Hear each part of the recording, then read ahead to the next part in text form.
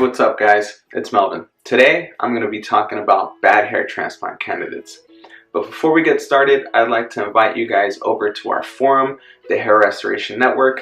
Guys, you can see real hair transplant reviews, ask questions, and get unbiased answers. Alright, now let's get started. So there are a lot of different red flags to look for when you're considering surgery. One red flag, unfortunately, is your age. If you're under 25, you are not a good hair transplant candidate. In fact, you're a bad hair transplant candidate. And I'm going to get into the reasons why. Okay, so one reason is that your donor supply isn't necessarily stable yet. What I mean is, you don't really know what your donor supply actually is. Is your donor supply going to be permanent?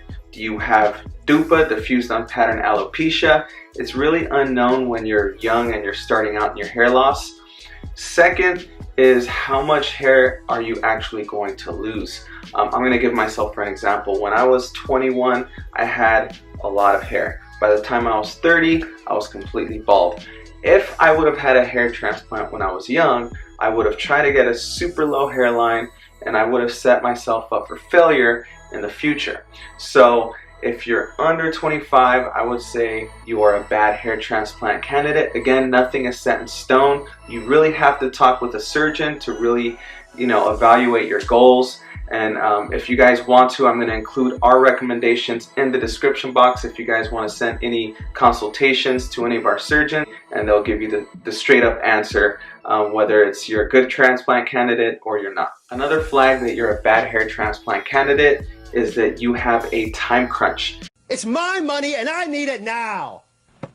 It's my money and I need it now. You need to get a hair transplant before your vacation. You need to get a hair transplant before your wedding. You need to get a hair transplant before graduation. Whatever it is, if you have a time crunch, if you're trying to get a hair transplant in X amount of months, weeks, days, you're a bad hair transplant candidate, and I'm going to get into the reasons why. One of the biggest mistakes the patients make is rushing into surgery. They have this small little time frame or this small window, and they need to get surgery now, so they're going to go to the surgeon that schedules them in faster, which may not be the best surgeon. And not only that, but they're not doing enough research. They're not taking the time to actually look at real patient reviews. They're just going by an Instagram page or, a doctor's website, which we know can be deceptive. So set yourself up for success. Do not set yourself up for failure. And rushing into surgery is setting yourself up for failure. Just think, hey, I've been balding for, X amount of years. What is a couple more months going to kill me? Or what is another year going to kill me? It's not. In the end, in the long run, it doesn't really make a difference. So just think of it that way. Another red flag that you're a bad hair transplant candidate is if you ask the question, who is the cheapest doctor? That right there is a total red flag that you're not a good hair transplant candidate. In fact, you're a bad one. Price should never be the deciding factor. Now, we all know I'm not a millionaire. You guys are probably not millionaires, so you have a budget. That's understandable. But the first focus, your main goal for getting a hair transplant needs to be who can give me the best results. I've gotten messages from guys who say, I'm a complete bald Norwood 6, I'm 21 years old, and I have $3,000 to spend. Who can I go to?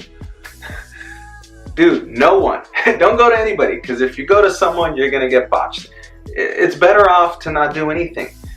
I mean, it's crazy because when you think about like a car, you're willing to spend $20,000, $30,000 on a vehicle that as soon as you drive it off, it's like worth $10,000 less. In the next 2 years, it's worth like a fraction of what you bought it for. And people don't bat an eye. They don't care. But when you talk about investing in yourself, then it's like, oh no, wait, I can't spend more than $2,000. I mean, it's crazy. If you're going to invest in yourself, save up. Do it right the first time, or don't do it at all. I mean, not getting a hair transplant is sometimes the right answer for some people. Well, that's really all I have for you guys today. I hope you guys found this video informative, and if you guys liked it, I would really appreciate it if you guys would go ahead and give me a like. It helps my videos. And if you guys find the information that I put on this channel good or worthwhile, please subscribe. It really motivates me to make more videos. And if you guys know someone who's getting a hair transplant and they fall in any of these categories, please share it with them. All right, until next time.